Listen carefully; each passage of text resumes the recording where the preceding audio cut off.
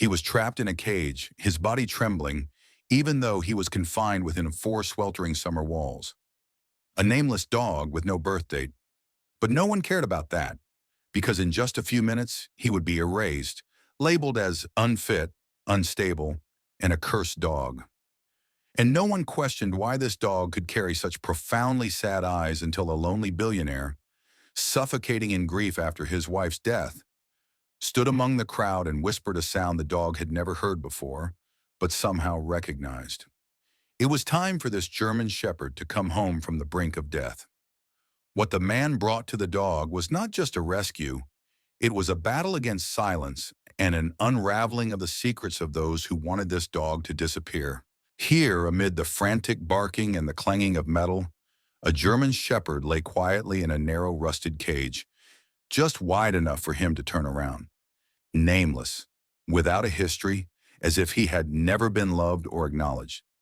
The only thing marking his existence was a plastic tag on the cage door, reading simply K990. He was forgotten, much like the dilapidated animal holding facility itself, tucked away in a shadowy corner of the city's outskirts. The concrete walls were stained and peeling, the air thick with the mingled stench of mildew, animal waste, and a suffocating humidity, a stark contrast to the city's affluent districts. The facility staff had labeled him unfit after a failed obedience test. They described him as stressed, stubborn, and dangerous, concluding that he was unadoptable. A handwritten report pinned to a bulletin board listed terms like overly aggressive and uncontrollable, a hastily stamped death sentence. But the security camera footage told a different story. Unlike the other dogs in the noisy row of cages, he didn't bark, whine, or paw at the bars. Instead, he lay motionless, his deep brown eyes fixed on an undefined spot on the opposite wall. Those eyes weren't merely empty, they held a profound sadness, as if he carried a story none of the staff cared to hear. A young intern jokingly remarked that this German shepherd probably dreamed of lying on a plush rug in a lavish mansion, not on the cracked concrete floor surrounded by the heavy air of cleaning chemicals and dampness in the facility. A male staff member, with 15 years at the center, called him the Biter, a nickname spread through break room gossip. "Stay away from him," a volunteer whispered to a couple passing by, her voice laced with warning. Yet no one had ever seen him bite or growl. They were simply unnerved by his eerie silence. His stillness wasn't the result of training or a gentle nature. It was resignation, as if he had accepted there was no hope left. When a worker swept the floor, the broom brushing close to his cage, he didn't flinch, like a living statue trapped in his own pain.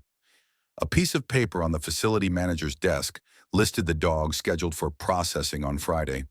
The line number K990-euthanize, 4 p.m. was written in black ink, devoid of emotion. For the dog, this decision was nothing more than an administrative formality, a predetermined end no one questioned. None of the staff or visitors noticed his silent suffering.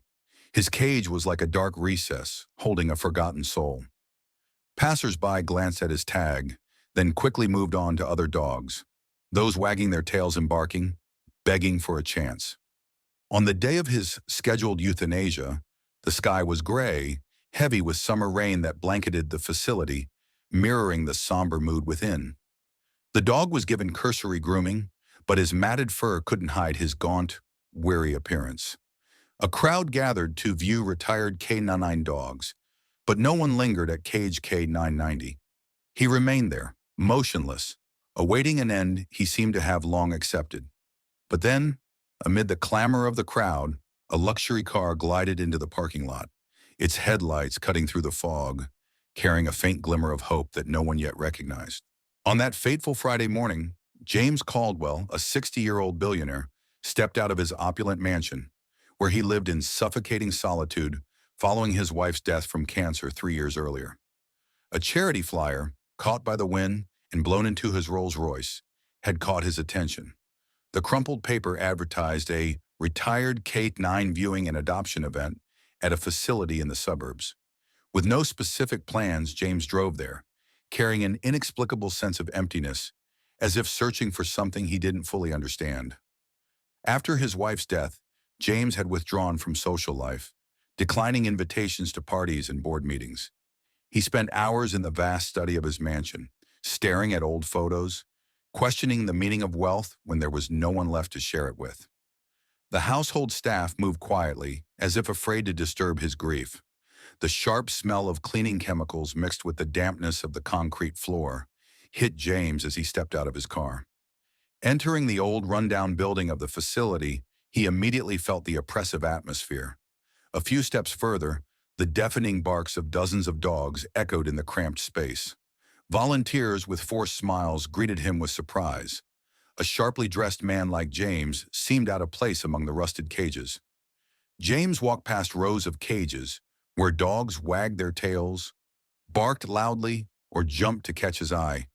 But he didn't stop, his gaze sliding over them without truly seeing. Then at the end of the row, he noticed a cage that stood out. No sound, no movement, just a German shepherd lying motionless, his deep brown eyes staring into the void, as if carrying an invisible burden. James stopped, unsure why his heart suddenly raced. The dog, with matted fur, yet an air of quiet dignity, seemed to mirror his own loneliness. In the dog's eyes, James saw a familiar pain, a forsaken soul, much like himself in the years since losing his loved one. He stood there, oblivious to the crowd around him, connected to the dog in a moment of profound stillness. Without thinking, without reason, James whispered a name. Axel. His voice was soft, nearly drowned out by the surrounding barks, but the name carried an almost magical power. The dog, immobile for days, suddenly lifted his head, ears perked, eyes locking onto James. It wasn't a reflex, it was recognition, as if the name had stirred a buried memory. A young volunteer clutching a clipboard hurried over, her voice tense. "Sir, that dog isn't up for adoption. He's unstable, dangerous, and scheduled for euthanasia." She pointed to the tag number K9-90, emphasizing that the dog had caused trouble in tests. But James wasn't listening, or didn't want to. He just looked at Axel, feeling a deep connection no words could explain. As a staff member began to open the cage to take Axel away, preparing for the euthanasia, James spoke up, his voice steady yet gentle.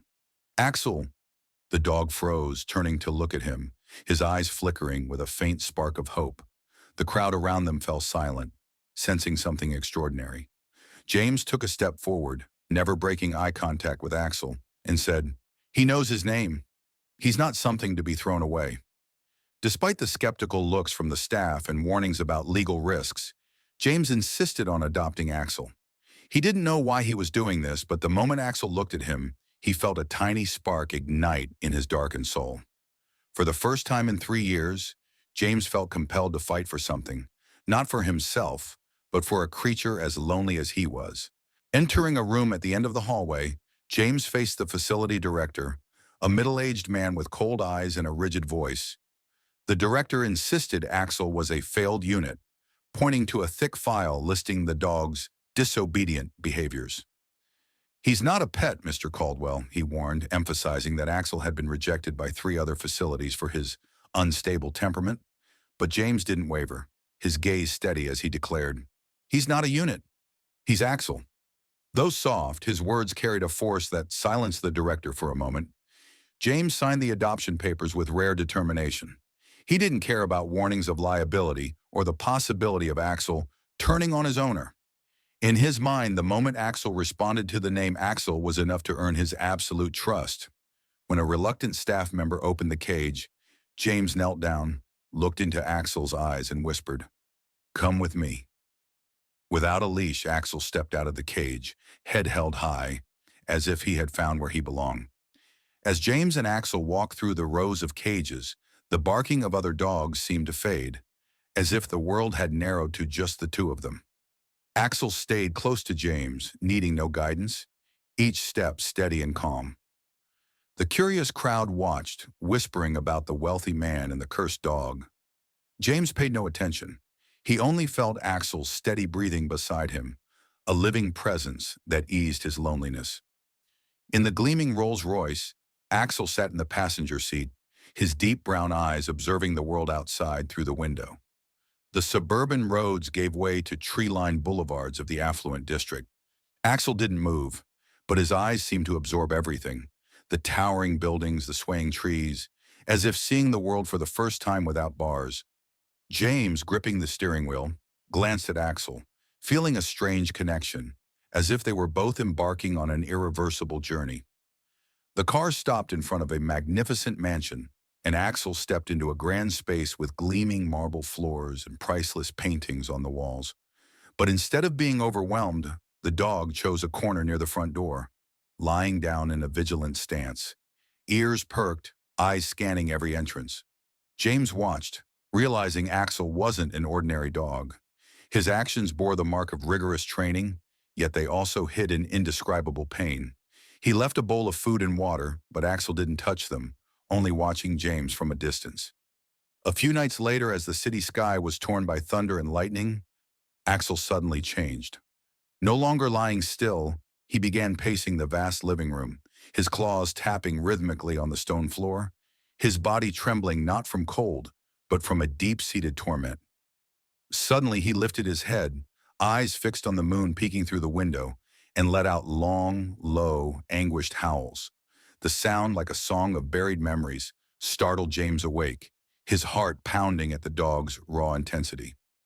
Leaving his bed, James approached Axel, trying to soothe him. As the dog growled and howled in distress, James accidentally brushed Axel's neck, feeling something hard beneath the thick fur. No one had dared approach Axel during such outbursts, fearing his howls and fierce eyes. But James, with patience, gently parted the fur, discovering a small metal tag embedded deep, only noticeable when touched in the right spot. It sparked confusion, then curiosity in James, unaware that a terrifying secret was beginning to unravel. The next morning, James woke earlier than usual, taking Axel to a small veterinary clinic owned by a trusted friend, tucked away on a quiet street. The veterinarian, Dr. Mercer, a sharp-eyed middle-aged woman, examined Axel and immediately noticed a faint surgical scar under the fur near his shoulder. Inspecting the metal tag, she was stunned to find it wasn't an ordinary chip. With years of experience treating service dogs, she suspected it was a self-destruct device, advanced military technology from the Department of Defense, unreadable by standard scanners. "This isn't a tracking chip," she whispered, her voice trembling. "It's designed to destroy its host if activated." Under the clinic's lights, James and Dr. Mercer examined the tag closely, noticing a faint inscription on its surface. Sergeant Gabriel Scott, DOD ID 7349015286. They didn't understand why a service dog had been abandoned, but they resolved to uncover the truth after contacting Gabriel. 2 days later, Mercer provided James with Scott's contact information. James dialed, hearing the phone ring before a gruff voice answered. Scott revealed that Axel, actually named Leo, had been his partner in a covert mission in Mexico 5 years earlier. The mission failed. Scott was severely injured and unconscious, and upon waking, his commander told him Leo had died in the chaos. Devastated, Scott retired a year later. Hearing Leo was alive, Scott's voice lost its calm, replaced by raw emotion. He asked to see Leo if James allowed. James wholeheartedly agreed, saying his door was always open. Hanging up, James thought Axel's mystery was solved, unaware that far darker events awaited. Days later, as James and Axel returned from a morning walk to the mansion, he found a sealed manila envelope taped to his mailbox, with no trace of a sender. Inside was a blurry black and white photo, unmistakable. Axel or Leo in K9 armor, standing beside a figure with an erased face. On the back, a scrawled, handwritten note read, "You shouldn't have found him." The chilling warning sent a shiver through James, realizing that saving Axel had unwittingly drawn him into a larger conspiracy where both he and the dog were now targets of those desperate to keep secrets buried, and he would have to confront the forces determined to erase Axel's existence. After the emotional phone call, James invited Gabriel Scott, now a reclusive veteran living in a modest suburban house, to the mansion. Scott arrived, his gaunt figure marked by scars and eyes carrying the pain of years at war. He looked at Leo, his gaze brimming with emotion as he recognized the partner he thought he'd lost. Over cold cups of coffee, Scott explained that the K9 program didn't just train dogs for espionage missions, it experimented with behavior control technology, including self-destruct devices to eliminate evidence if a mission failed. Leo was one of the best, Scott said, his voice hoarse, but they didn't forgive his compassion. Scott recounted the covert mission in Mexico 2 years earlier, where Leo was ordered to attack a target in a contested area. But when he spotted children in the line of fire, Leo disobeyed, standing still between life and death, protecting innocent lives. That act led to the mission's failure, Scott's severe injuries, and Leo's removal, presumed dead. After their call, Scott had secretly investigated and learned Leo was sent to several covert facilities for processing, a euphemism for destroying dogs deemed defective. James listened, his heart heavy, realizing Leo wasn't a failure, but a hero punished for his compassion. That evening, James received an anonymous text on his private phone from an untraceable number. "Hand over the dog or your mansion will be destroyed." Attached was an aerial photo, clearly from a hidden camera, showing James and Leo in the mansion's garden. A chill ran down James's spine as he realized they weren't just being watched but threatened by forces with resources beyond imagination. Leo, as if sensing the danger, slept less, always positioning himself to watch the front door, his eyes sharp and alert. Refusing to surrender, James and Scott contacted Elena Vargas, a former Department of Defense tech engineer, now living off the grid after leaving the program over ethical concerns. Elena agreed to help deactivate Leo's self-destruct device, but warned that the procedure was extremely dangerous. A single mistake could trigger it, killing Leo instantly. James looked into Leo's eyes, seeing absolute trust, and nodded. "We have to try. I owe him." Elena arranged a secret lab in the suburbs, a place no one knew about. Under the cold white lights of the lab, Elena and her team of technicians worked at a frantic pace, high-tech equipment glowing in the dark. Leo lay on the operating table, unanesthetized to avoid slowing his reflexes, his deep brown eyes locked on James, as if saying, "I trust you." James held Leo's paw tightly, feeling the warmth of his coarse fur, and whispered, "You'll be okay, Leo." I promise. In that moment, he thought of his late wife, who taught him about compassion, and realized Leo had helped him rediscover the light he thought was lost forever. As Elena carefully worked on the self-destruct device, James reflected on his journey, from a lonely billionaire living in a mansion like a tomb, to a man ready to face danger to protect a dog. Each tick of the clock felt like a heartbeat, blending with Leo's steady breathing. He realized Leo wasn't just a dog, but a symbol of loyalty, sacrifice, and the power to heal the deepest wounds.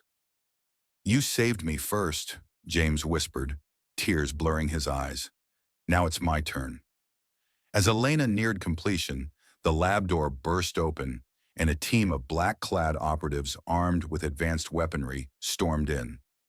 They were hired to eliminate Leo and erase all traces of the K9 program. Scott, with a warrior's instincts, threw himself into the fray, shouting, "Run, James!" He used his body as a shield, firing back with an old pistol, but was overwhelmed by the enemy's numbers. In his final moment, Scott looked at Leo, a faint smile on his face. "You were always the best." He fell, sacrificing himself to buy James and Leo time to escape. James, carrying Leo, fled through dark alleys, his heart aching from Scott's loss. With Elena's help, they reached a safe house in the countryside. There, James used his influence and resources to contact trusted journalists, sharing the photo of Leo in K9 armor, details of the self-destruct device, and the story of the cruel K9 program. Within hours, the story spread across media outlets, sparking public outrage. Animal rights and human rights organizations demanded an investigation, forcing those behind the program to retreat under public pressure. After the device was removed, Leo changed. No longer sleeping in a vigilant stance, he curled up by the mansion's fireplace for the first time, his breathing steady, his eyes serene. James sat beside him, stroking Leo's fur, and called him by his true name. "Leo, you're my hero." In that moment, under the warm glow of the fire, The mansion was no longer a tomb, but a home, where two lost souls had found each other. James felt a peace he hadn't known since his wife's death. Though the threat from the K9 program's orchestrators lingered, James was unafraid.